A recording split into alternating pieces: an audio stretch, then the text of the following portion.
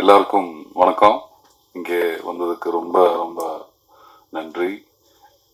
அந்த தமிழ் அவ்வளோ நல்லா இருக்காது, கொஞ்சம் மன்னிச்சிருங்க. வந்தவரே வாழ வைக்கும் தமிழகம்னு சொல்லுவாரு இல்ல, இப்படிதானே? அது அது நம்பி வந்திருக்கு.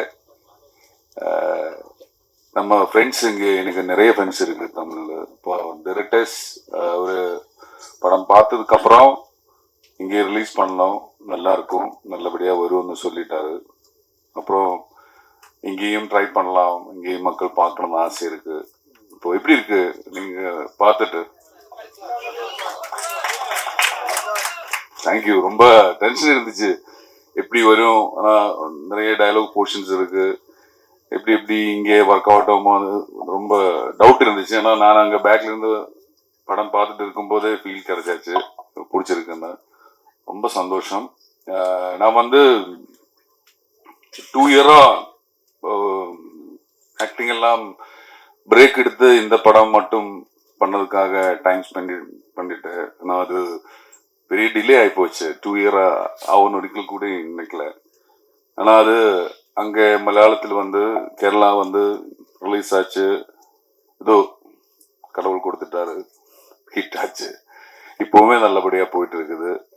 ஆனால் இந்த படமா அவ்வளோ ரொம்ப இன்வால்வ் பண்ணி நம்ம டீம் ஒர்க் பண்ணியிருக்கு. அதான் இதோட ரிசல்ட். என்னோட டீம் எல்லாருமே, நாங்கள் எல்லாருமே சேர்ந்து எல்லாருமே எனக்கு தேங்க்ஸ் சொல்லிட்டு இருக்காரு. நான் தான் அவருக்கு எல்லாருக்குமே தேங்க்ஸ் சொல்லுவாங்க. ஆனால் அவர் எல்லாருமே அந்த அளவுக்கு பண்ணிட்டாரு. இங்க இருக்கிறவரும் இங்க வராதவருங்க இருக்கு, எல்லாருமே அந்த அளவுக்கு ஹெல்ப் பண்ணிட்டாரு.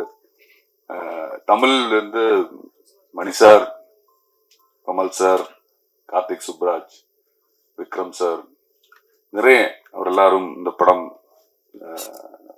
சந்தோஷ் நாராயணன் சார், எனக்கு இதுல ஒரு ப்ரமோஷன் சாங் கூட அவர் கொடுத்துருக்குது. காசு எதுவுமே வாங்காம அந்த படம் பார்த்து பிடிச்சு அவர் பண்ணிட்டாரு. இது எல்லாமே எனக்கு ஆக்சுவலி இங்கதான் நான் இருந்தாரு. தக் லைஃப் ஷூட்டிங் இங்க போயிட்டு இருக்கும்போது இங்கதான் இருந்தாரு. இங்கிருந்து தான் எனக்கு அந்த அளவுக்கு ஹெல்ப் கிடைச்சிருக்குது. இது முதல் வாட்டி கார்த்திகா போஸ்ட் போட்ட இந்த படம் சூப்பரா வந்திருந்தது. அவரு கொடுத்த அந்த தைரியம் தான் எனக்கு பயமா இருந்துச்சு. நான் இது என்ன நடக்க போறதுன்னு தெரியாது. நான் தான் இதோட ப்ரொடக்ஷன் ரெஸ்பான்சிபிலிட்டி இருந்துச்சு.